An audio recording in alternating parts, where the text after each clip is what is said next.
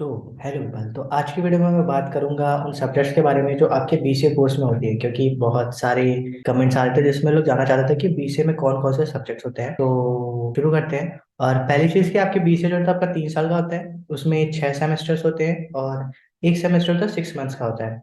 जो लास्ट का आपका 6 सेमेस्टर होता है उसमें आपके प्रोजेक्ट होते हैं सेकेंड ईयर के एंड में, और थर्ड ईयर के स्टार्टिंग में आपको 2-3 महीने की छुट्टी मिलती है जिसमें आपको एक प्रोजेक्ट करना होता है या फिर कोई एक प्रोग्रामिंग लैंग्वेज स्टार्ट करनी होती है, मतलब लर्न करना होता है, उस पर आप प्रोजेक्ट्स बनाते हो। हाँ, दूसरी चीज़ कि जो मैं अभी ये आपको बताने जा रहा हूँ, जो सिलेबस बताने जा रहा हूँ, जो सब्जेक्ट्स बताने जा रहा हूँ, ये बेसिकली यूनिवर्सिटी ऑफ लखनऊ के हैं।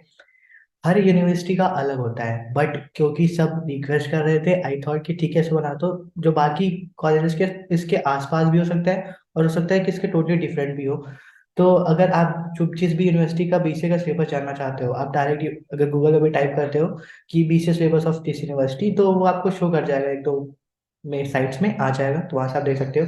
अभी मैं बता देता हूँ जो यूनिवर्सिटी ऑफ लखनऊ के थ्रू जो भी सब्जेक्ट है कैसे हैं। तो स्टार्ट करते हैं। तो आपका बीसीए मैंने बता दिया 3 साल का होता है, टोटल 6 सेमेस्टर होते हैं। जो आपका फर्स्ट सेमेस्टर होता है, फर्स्ट ईयर का फर्स्ट सेमेस्टर, उसमें आपके यूनिवर्सिटी ऑफ लखनऊ के अकॉर्डिंग 5 सब्जेक्ट्स होते हैं, जिसमें से आपका essentials of professional communication, principle of management, mathematics, computer fundamentals and programming in C, and fundamentals of environment sciences, ये होते हैं। अच्छा, ये कुछ सब्जेक्ट जो ऐसे होते हैं, मुझे लगता है कि बहुत ही ऐसे सब्जेक्ट्स होते हैं जो हमें जॉब में बिल्कुल भी काम नहीं आते हैं, बट ये हमारे इसमें है तो अब है, पढ़ना पड़ता है। जैसे कि मैनेजमेंट का है, इसका कोई यूज़ नहीं होता है, मैंने अपने जॉब में भी देखा कहीं यूज़ नहीं होता है। हाँ, सी का आप यूज़ कर सकते हो, अगर आपको सी आती है तो आपके प्लेसमेंट्स में काम आते हैं।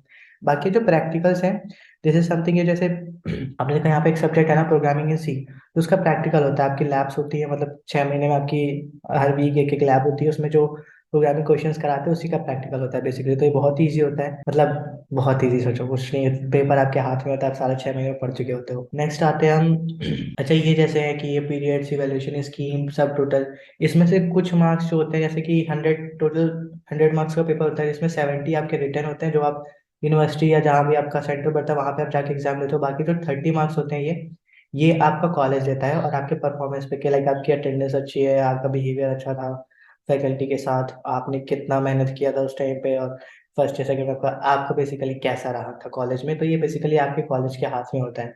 और अगर आपने कॉलेज में अच्छे से सबसे बना के रखा हुआ है, अटेंडेंस सही है, पढ़ाई कर रहे हो, तो ये 30 मार्क्स पूरे 30 के 30 मिल जाते हैं। टोटल पासिंग मार्क्स चाहिए होते हैं, गेस 35 या 40 चाहिए होते हैं एक सब्जेक्ट में पास होने के लिए। और अगर 30 आपको कॉलेज से मिल जाता है पास में, वाले कहने रिटर्न में, बट ऐसा मत करना, बिकॉज वो तो पास हो जाओगे, but when you go into the placements, तो प्लेसमेंट्स आपके एटलीस्ट 60 to 65% मार्क्स होने चाहिए उस प्लेसमेंट्स के पे बैठने के लिए।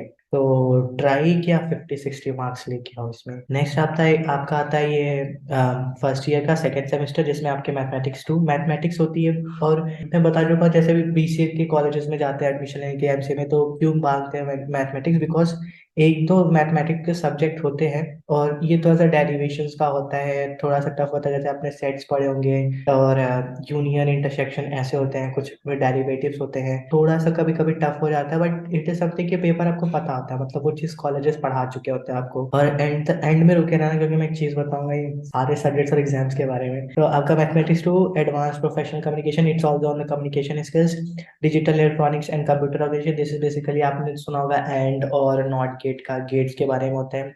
Data structure using C, data structure तो हर जगह यूज होता है, तो जैसे इसमें आपके stack, Q and arrays, linked list, double link list, उसके बारे में होता है। अकाउंटिंग एंड फाइनेंशियल मैनेजमेंट, इसमें अकाउंट्स का आता है पूरा। ऑल्दो बहुत बच्चे साइंस के होते हैं, जो मुझे तो अकाउंट्स बिल्कुल समझ में नहीं आती थी, बट मेरा पेपर निकल गया किसी तरह। तो एक ये भी सब्जेक्ट होता है अकाउंट्स का। देन अगेन वही सेम आपका प्रैक्टिकल होता है, डेटा स्ट्रक्चर का प्रैक्टिकल होता है। बाकी जैसे लिखा है एडवांस प्रोफेशनल, इसका कुछ लैब नहीं होता है, फालतू है ये। देन आपका आपका आता है सेकंड ईयर और थर्ड सेमेस्टर, इसमें जो आता है आपका computer based numerical and statistical techniques.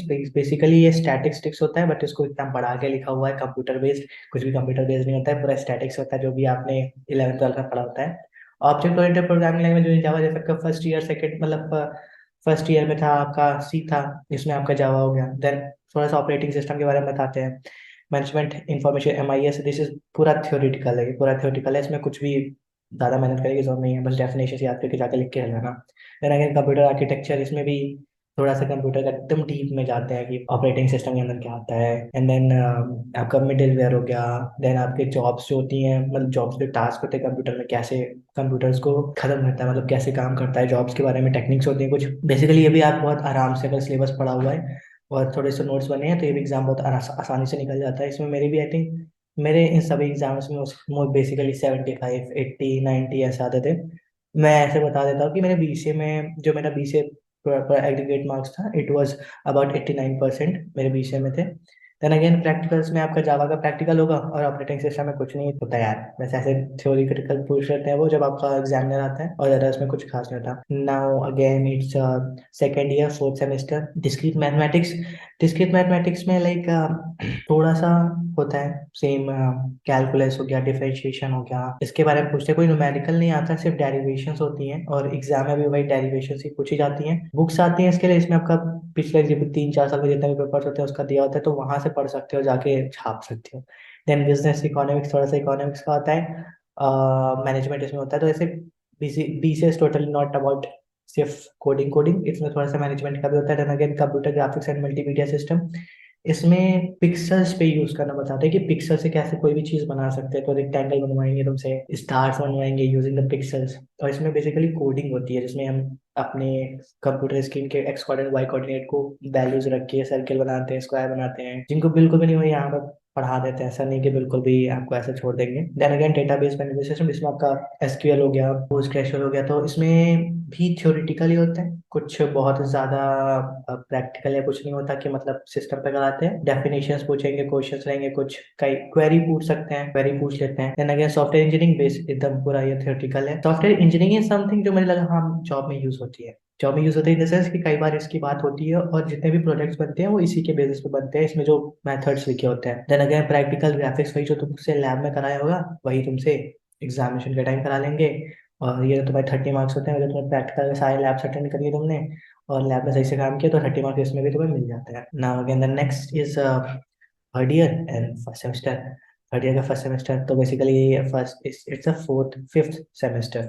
इसमें आपके वहाँ पे 5 सब्जेक्ट होते हैं, यहाँ पे 4 सब्जेक्ट हो जाते हैं। सब्जेक्ट थोड़े कम हो जाते हैं इसमें, आप क्योंकि इसमें एक अब हो जाता है कि एक प्रोजेक्ट भी होता है कि आपको प्रोजेक्ट देना होता है बना के।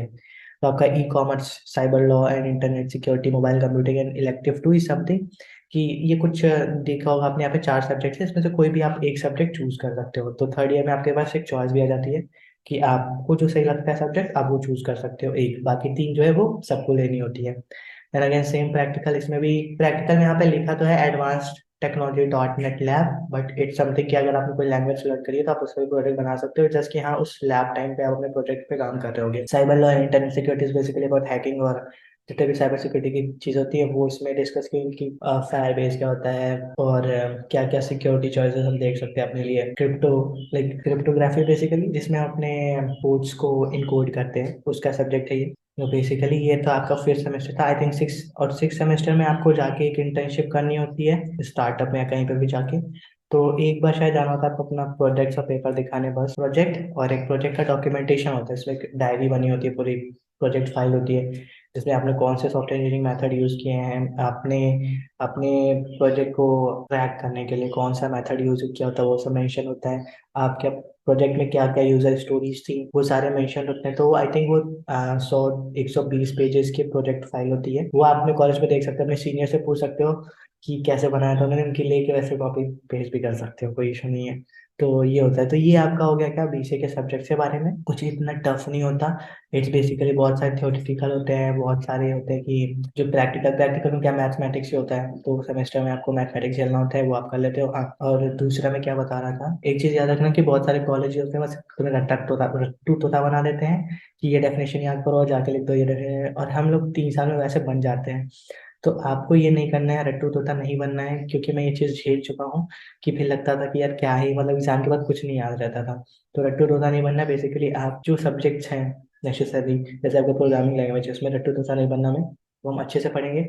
जो बाकी थ्योरेटिकल है जैसे मैनेजमेंट का MIS का था और ये डेटाबेस मैनेजमेंट सिस्टम है, इसमें अगर डेफिनेशन उसमें पूछते हैं तो पढ़ लो। और एक बुक आती है पतली सी, हर यूनिवर्सिटी की आती है, जिसमें कि वो मेंशन होता है कि अरे 5 साल में क्वेश्चन पूछा गया था, उसका ये आंसर लिख दिया था और इतना बड़ा लिखना था, तो वो खरीद सकते हो, उससे कर लेना। और जितने भी प्रैक्टिकल है उतनी मेहनत करना, रट्टू धोखा नहीं बनना, मैं हर चीज सोच समझ के करनी है। और अपना कॉलेज टाइम हम ऐसे वेस्ट नहीं करेंगे सिर्फ एग्जाम्स के लिए, क्योंकि कॉलेज बहुत टाइम वेस्ट कराता है। हम सिर्फ जितना कॉलेज का टाइम है 9 to 4 है, अगर मान लो 9 to 4 या 9 to 5 है, हम उतना ही टाइम कॉलेज को देंगे, उसके बाद हम अपने पर फोकस करेंगे। कॉलेज का जितना काम है ना उसको कॉलेज में ही खत्म कर लो, लंच टाइम पे खत्म कर लो, कोई फ्री टाइम है वहाँ खत्म कर लो। बहुत सारे ऐसे टाइम मिलेंगे जहाँ पे मतलब टीचर नहीं पढ़ा, मतलब प्रोफेसर नहीं पढ़ाते हैं। अगर सब बच्चे बंक मार गए तो फिर वो खाली है। और अगर आप बंक नहीं मारना चाहते तो कॉलेज में कैंटीन में बैठ के जाके सारा काम खत्म कर लो, सारी लैब्स की प्रैक्टिस करो, उसके बाद अपने ऊपर फोकस करो। और बहुत टाइम होता है कॉलेज के टाइम पे कि अगर सारे काम उन्हें खत्म कर लिए हैं, क्या है मतलब टेस्ट वेस्ट, तुम अगर कॉलेज में अटेंड कर रहे हो क्लासेस, पढ़ाई करो आराम से कर लोगे।